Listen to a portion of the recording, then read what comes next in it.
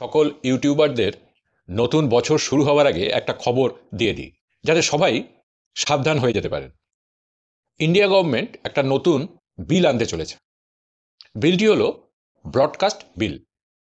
আমি আজকে এই ভিডিওটা বানাচ্ছি এই কারণে যে অনেকের মনে এই প্রশ্নটা আসছে যে এই বিলটার কারণে ইউটিউবে কন্টেন্ট ক্রিয়েটারদের ওপর এই বিলটার কী প্রভাব পড়বে।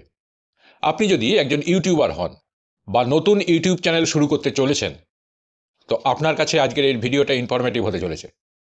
তো চ্যানেলটিকে সাবস্ক্রাইব করে পাশে থাকা বেল আইকনটিকে প্রেস করে দেবেন, যাতে পরবর্তী ভিডিও দিলেই সাথে সাথে তার নোটিফিকেশনটি আপনাদের কাছে পৌঁছে যায়। প্রথমেই বলি যে ব্রডকাস্ট বিলটা কি। আমরা সকলেই জানি যে যারা খবর বা সংবাদ সংগ্রহ করে আমাদের জানাচ্ছে বা পরিবেশন করছেন তাদের বলছে সাংবাদিক, আর যারা ইউটিউবে ভিডিও বানাচ্ছেন, বানিয়ে পরিবেশন করছেন, তাদের বলছে কন্টেন্ট ক্রিয়েটার। আজকের দিনে এই সাংবাদিক এবং কন্টেন্ট ক্রিয়েটারের মধ্যে যদি মোটামুটি একটা ফারাক দেখা যায়, তো কি দেখা যাবে? আপনারা দেখে থাকবেন যে ইউটিউবে অনেকে আছেন যারা নিউজ এবং কারেন্ট অ্যাফেয়ার্সের ওপর কথা বলেন, অনেকে পলিটিক্সের ওপর কথা বলেন, অনেকে কালচারাল ইভেন্টের ওপর কথা বলেন। আর মিডিয়াতে কি হয়, মূলত কারেন্ট অ্যাফেয়ার্সের ওপরই কাজ হয়। এই দুটো মানে এই ইউটিউব আর মিডিয়া, এই দুটোর মধ্যে একটা সূক্ষ্ম ফারাক আপনারা দেখতে পাবেন। মিডিয়াতে কি হয় যে সাংবাদিক যা দেখে সেটাই তারা পরিবেশন করে, কোনো মতামত দেয় না। সাংবাদিক হয় নিরপেক্ষ, যেটা হচ্ছে সেটাই দেখিয়ে দিচ্ছে। আর ইউটিউবে কি হয়, যে বলছে সে তো কারেন্ট নিউজটা বলছেই, তার সঙ্গে নিজের ওপিনিয়নটাও দেয়। আর অডিয়েন্স কি করে না, কমেন্টে নিজের নিজের ওপিনিয়নগুলো দেয়।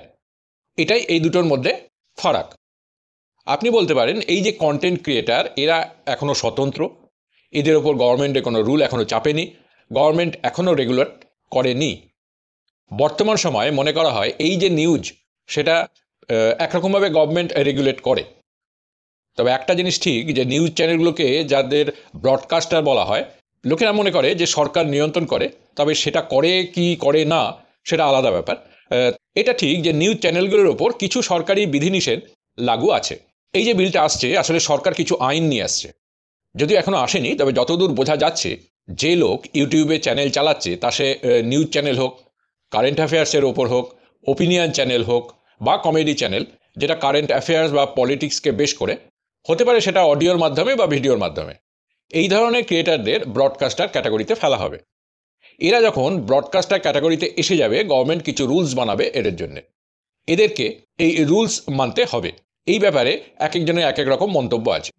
কেউ কেউ বলেন যে এই যে ইউটিউবাররা আছে যারা স্বতন্ত্রভাবে কাজ করছে, এদের উপর নিয়ন্ত্রণ লাগানো হবে। আবার কেউ কেউ বলেন যে ইউটিউবারদের জন্য কিছু রুলস অ্যান্ড রেগুলেশনের দরকার আছে। এবার কি হবে না হবে সেটা তো জানা যাবে বিলটা এলে।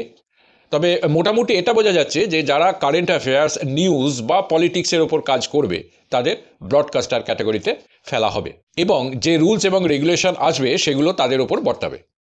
বিলটা এসে গেলে তখন বোঝা যাবে যে নিয়মগুলো ক্রিয়েটারদের কতটা সুবিধে দেবে বা কতটা অসুবিধে। ইউটিউবাররা কতটা সেফ ফিল করবে বা কতটা স্বতন্ত্রতা হারাবে, সেটা সেই সময়ই বোঝা যাবে। এখন এই পর্যন্তই বোঝা যাচ্ছে। আপনারা যদি চান তো বিলটা গুগলে গিয়ে পড়ে নিতে পারেন। আর আপনার কি মতামত সেটা কমেন্ট সেকশানে জানান। বেসিক্যালি যারা কারেন্ট অ্যাফেয়ার্স বা নিউজ বা পলিটিক্সের ওপর কাজ করছেন, তাদের এফেক্ট হতে পারে, নর্মালি আদার ক্রিয়েটারদের ওপর কিছু এফেক্ট পড়বে না। যতখানি আমি এই বিলটা সম্বন্ধে বুঝতে পেরেছি সেটা আপনাদের সঙ্গে শেয়ার করলাম। ভিডিওটা যদি ভালো লাগে তো একটা লাইক, শেয়ার, কমেন্ট করবেন। আজ এই পর্যন্তই। সবাই ভালো থাকবেন। নমস্কার।